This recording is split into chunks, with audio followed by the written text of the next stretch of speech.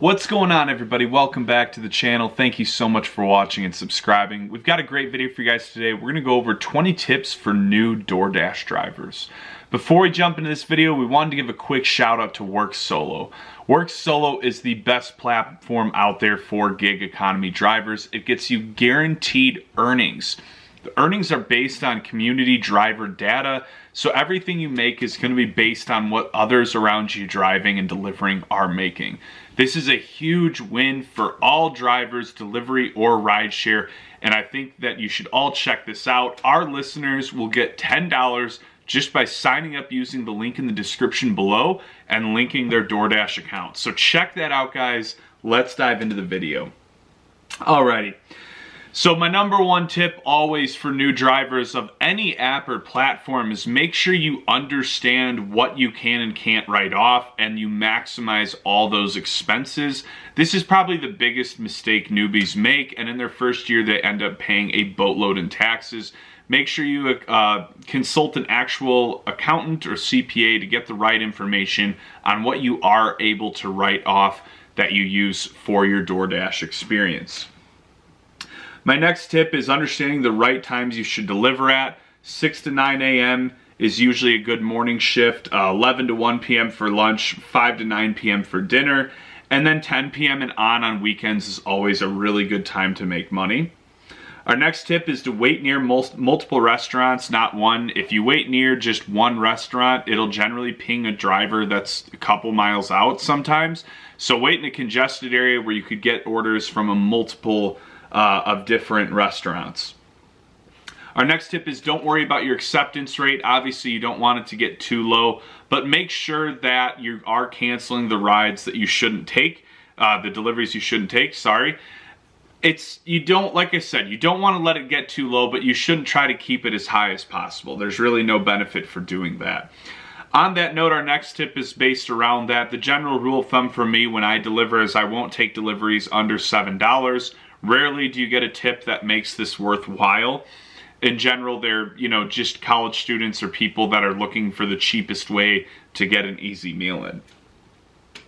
Our next tip is that if you're not receiving orders, try restarting your app. If you drive through a dead zone, a lot of times it throws the system off. Restarting the app, even if you've already been reconnected to your LTE, will still help you get orders in. So if you notice a slow stretch, try restarting the app, and a lot of times that's all you need to get an order coming in. Our next tip is to buy 2 insulated bags, one for hot items, one for cold items. This just helps temperature control the items so that you don't drop off hot food that's like cold or lukewarm, or cold food that ends up warming up too much. Our next tip is to keep a Sharpie on hand, and if restaurants ever forget to leave the appropriate receipt on the bag, you can just write down the name of the order. A lot of times if you do get multiple orders and one of them forgets, or 2 of them forgets, God forbid, it can really throw you off on which food goes to who. Rather than having to open the bag and sift through everything, it helps if you can just write that write that name on the bag so you know where it's going.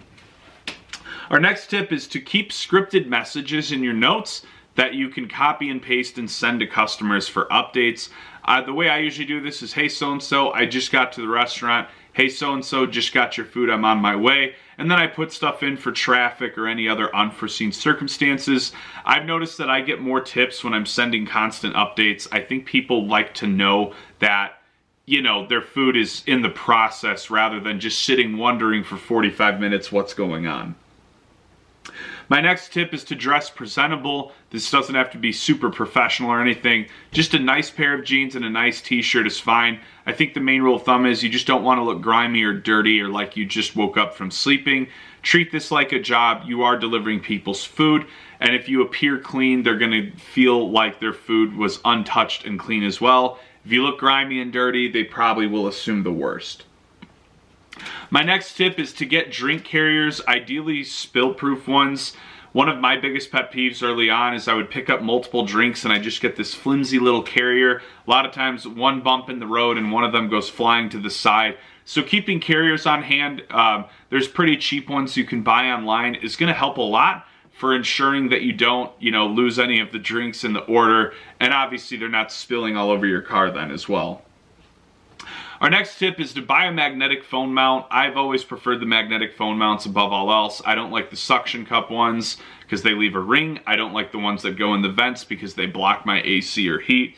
The magnetic phone mounts also make it really easy to just pull your phone on and off the mount, making it easier to, just get out of the car quicker and deliver versus, futzing around with the little levers, and it's just clunky, it's just a bad experience.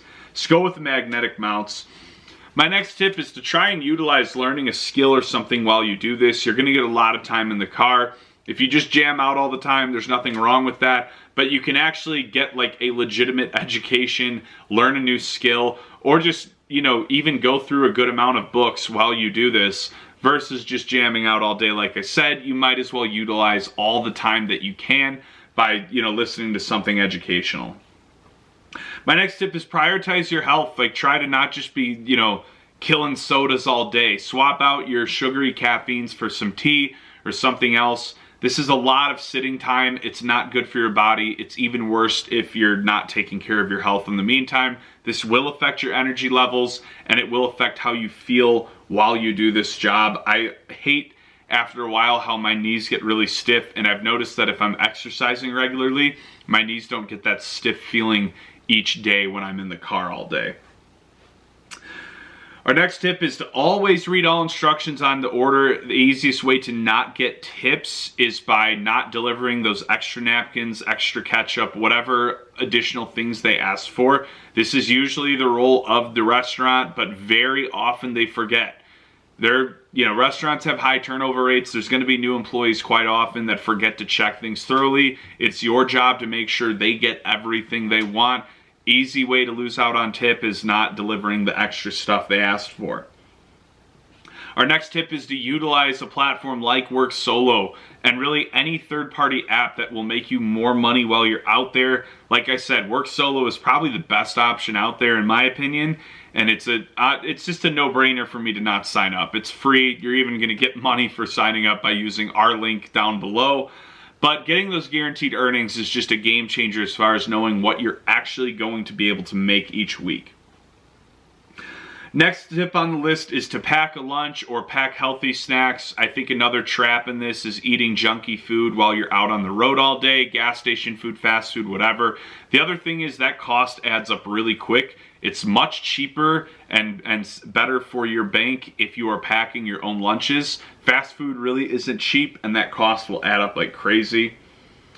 Next tip on our list is to buy a purified water bottle. I always love doing this because while I'm waiting for an order, I'll just run into the bathroom and fill it up. If you get one of those good camping water bottles, this is going to filter out any horrible stuff that's in that water.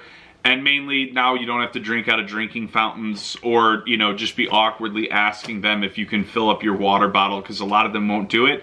And you definitely need to stay hydrated while you do this. And our last tip, and I would say probably one of the most important ones, is bring a big flashlight with you to shine on mailboxes or houses at night. It gets really hard to see the right address and to know where you're delivering. The worst thing you can do is lose time by aimlessly driving around looking for the right address. So that's our 20 tips for new DoorDash drivers. Hope you guys enjoyed it. Please like, share, comment, subscribe. As I said, definitely check out Work Solo, linked in the description below. This is simply going to just make you more money. Well worth your time. Stay safe out there more than anything, guys, and stay tuned for more updates.